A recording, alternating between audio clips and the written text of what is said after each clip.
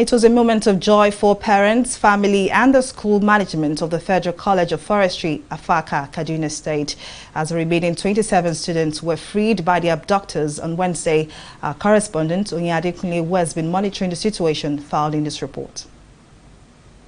55 days in captivity, sleeping in the forest, both in the rain and in the sun.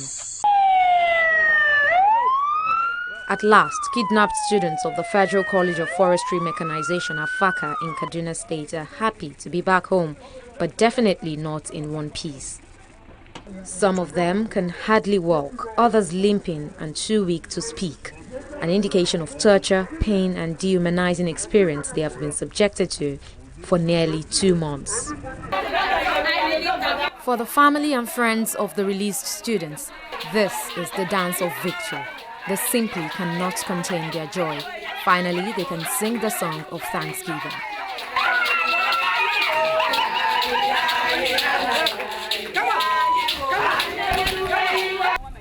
Some of them expressed how they feel about the return of their children. Now, as you can see, I'm excited, overjoyed, yes. I'm really happy. I really went through a lot. Even though sometimes you see me in bed, the Lord was my strength, and it's still my strength.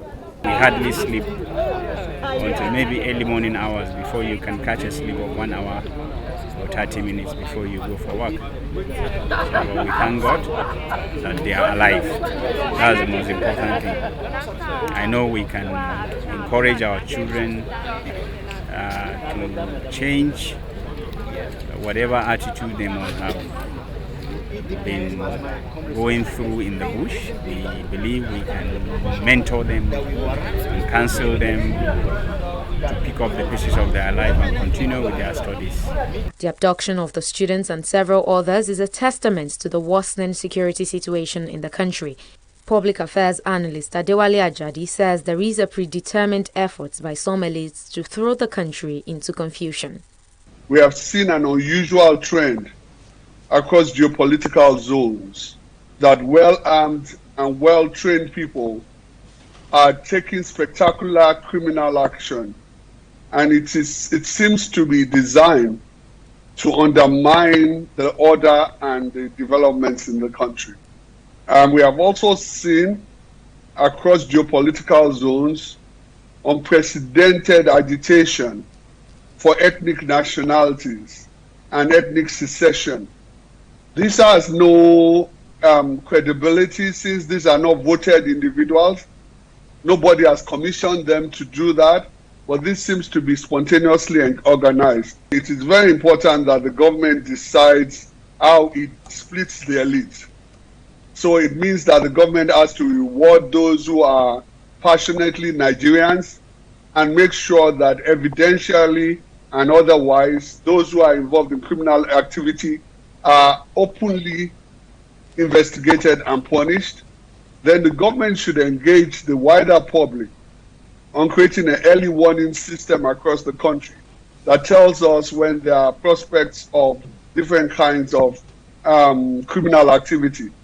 Security analysts have also advised the government not to give in to paying ransom, as this will further embolden criminals. This is never a time to negotiate, because if you negotiate at this time, they have won.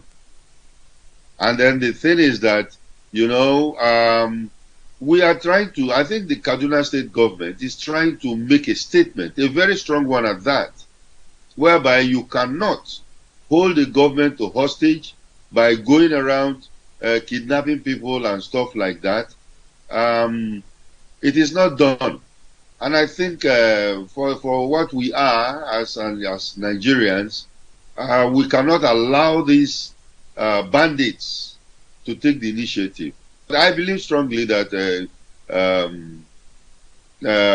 Governor Rufai, should stick to his point and make sure that at least they bring in security forces and law enforcement agents to deal with this. With the release of the Afaka students, there are hopes that students of the Greenfield University who are still in captivity will also be reunited with their families soon. Onyade Kunle, TV360, Nigeria.